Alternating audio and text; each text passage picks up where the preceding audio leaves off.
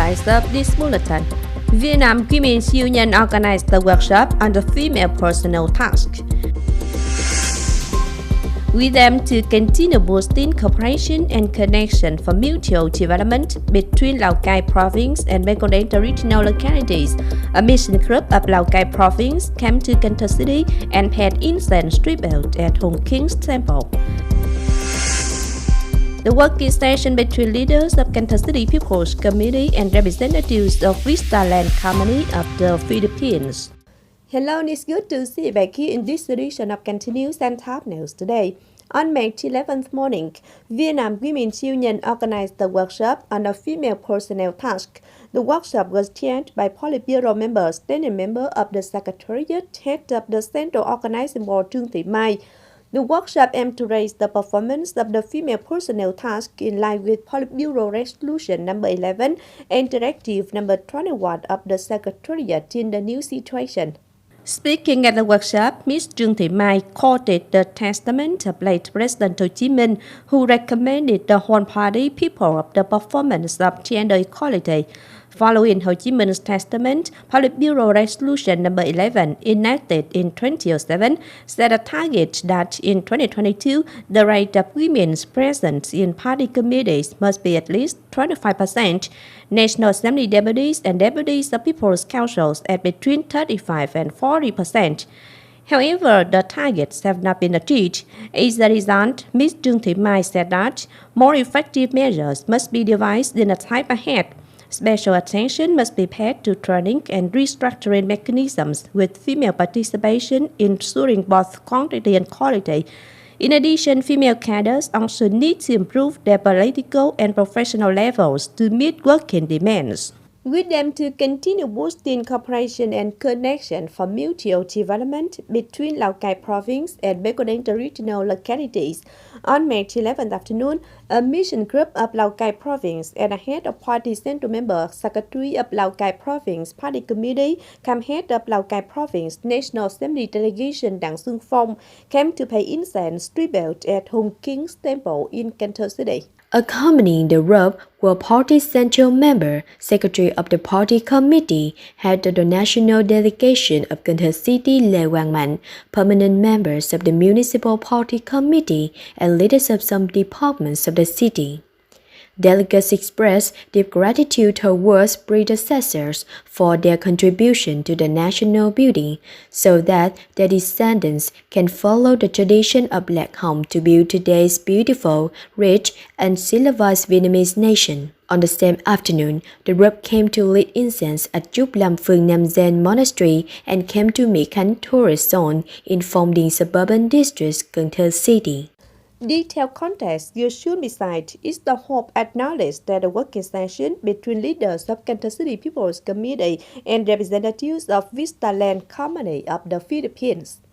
Exchanging with representatives of the company, State and Vice Chairman of Cần Thơ City People's Committee những underlined that, playing a central role in the Mekong region, Cần Thơ possesses the strength on export of rice, fruits, and seafood. Besides, steel and cement plants are also headquartered in Cần Thơ. Therefore, Cần Thơ is fully capable of meeting the requirements of its counterparts. Leaders of Cần Thơ City hope to sign contracts with Vista Land Company at the soonest time. Reportedly, in 2022, the export turnover of Cần Thơ City to the Filipino market was $101 million. Main export items are rice, seafood, garments, pharmaceuticals, fertilizer, and veterinary medicine. Cần Thơ City's retired cadres club had just held a trip to return to the origin with them to recall revolutionary traditions at the founding location of Anh Nam Cờ Đỏ Communist Party cell. Leaders of the Suburban District Party Committee and members of the retired cadres club offers flowers and incense to show deep gratitude towards the great merit of revolutionary leaders, heroes, and war martyrs who have sacrificed for independence, freedom, and national reunification for people's peaceful and happy life. On the same day, the group also paid tribute at Châu Văn Liêm Temple in Thời, Thành commune. Thuận Hưng rice paper craft teachers being named into the list of national intangible cultural heritage in the domain of traditional crafts. Thuận Hưng Rice Paper Village is situated in Thuận Hưng Ward, Thốt Upper District, Cần Thơ City. Over more than 200 years of founding and development, generations of locals have preserved the traditional craft and taken shape of a distinguished, intangible cultural heritage in rice paper making. At present, Thuận Hưng Rice Paper Village is well developed. Thanks to the application of science and technique, the village is now busy all year round, but the busiest time is before the traditional date occasion. At Ngô Quyền Primary School in Cần Thơ City's Education and Training Department, he just held the primary level STEM Education Festival in 2022-2023 school year with the participation of around 500 managers, teachers, and students. At the festival, students took part in STEM experience activity with a topic called "The Bridge Can Connect Happy Ends." The display of STEM products created by students in their learning process. This is a good chance for managers and teachers to learn about experiences in STEM education. STEM education will be publicized at remaining primary schools in Cần Thơ City.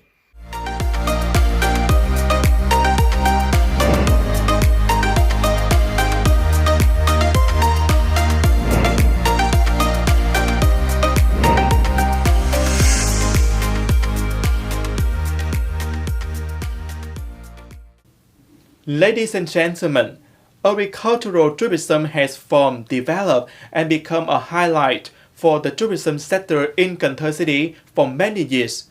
Despite the diversity of products and service, the development of this type of tourism is still on a modest scale, not promoting its inherent potential and advantage. In association with the implementation of Resolution Number 10 of the City Committee and the Agricultural Tourism Development Project of Cần Thơ City People's Committee, Cần Thơ City Department of Culture, Sport and Tourism surveyed some tourist attractions in Phong Điền District to review and reassess the situation in order to have appropriate promotion directions. Giáo Dương Eco-Tourism Garden is one of the first agricultural tourism attractions in Phong Điền District and in Cần Thơ City in general. It has large open space with seasonal fruit trees. Strawberries and mangosteen in particular are preparing for the season. These attractions representatives are quite excited about this year's season. However, to attract visitors when the fruit season deepens, it's necessary to have support from the functional and local sectors. To attract more tourists to Cần Thơ City, all we ask is for the government to heavily promote the tourism industry. This is one of the attractions and experiences of Phong Điền District's agricultural products, which has only been in operation since August 2022. Visitors can experience the cordyceps production process and try some cordyceps products made originally.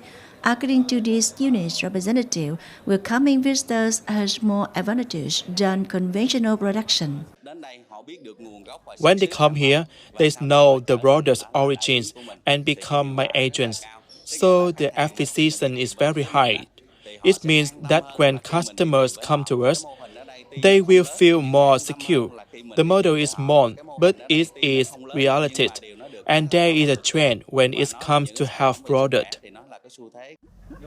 Phong Điền District is now a locality with many agricultural tourist attractions, as well as a place to welcome many domestic and international tourists to Cần Thơ City to visit and experience. Throughout the survey, leaders of Cần Thơ City Department of Culture, Sports and Tourism stated that the destinations of the Phong Điền District are important sectors in the journey to visit the Cần Thơ River Garden. Therefore, it's expected that the district will continue to assess the situation and coordinate with the department in order to better implement this potential type of agricultural tourism. We also work with the district to review what kinds of fruits and how much area is needed to meet the visiting needs of guests, not just visiting the homestay. We hope that after surveying the conditions as well as the actual situation, the district and the department will have suggestions for appropriate mechanisms and policies in this new situation.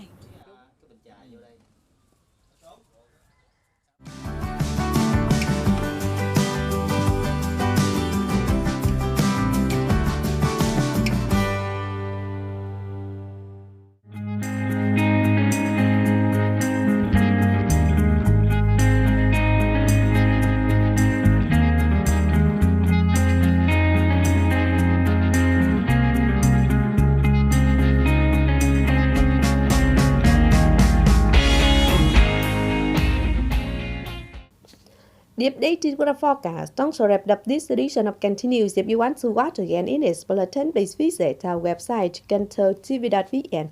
And thanks for being with us. Goodbye and see you next time.